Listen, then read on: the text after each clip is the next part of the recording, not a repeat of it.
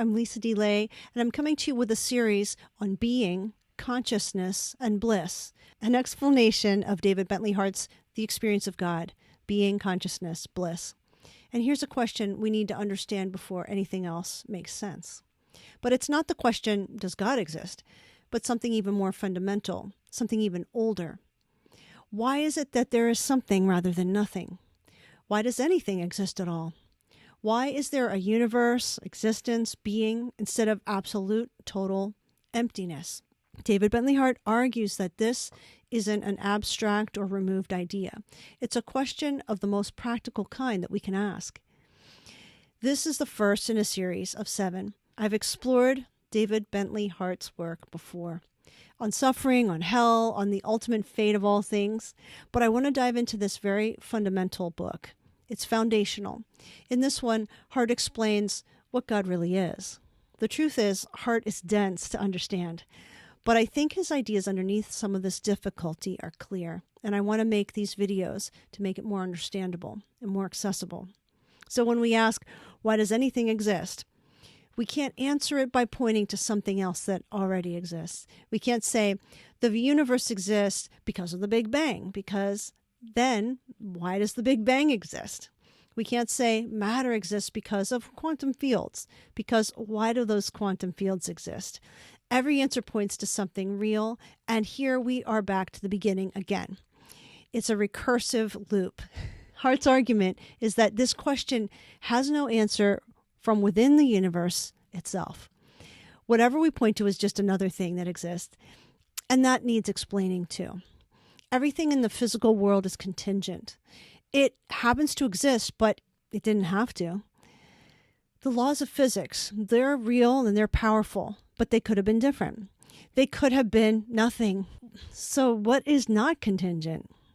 What exists not by chance, but necessarily, as the ground of being itself? That is what Hart calls God.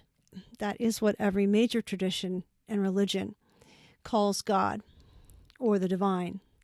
Hart isn't arguing for some powerful being beyond the universe, some cosmic engineer who started everything. That's a misunderstanding of what God means in the classical theology sense. Christian, Jewish, Muslim, Hindu, all serious thinkers in these traditions point to something more radical.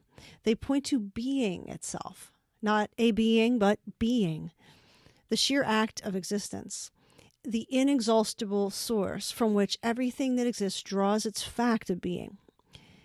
Hart identifies 3 things that every human being reaches toward.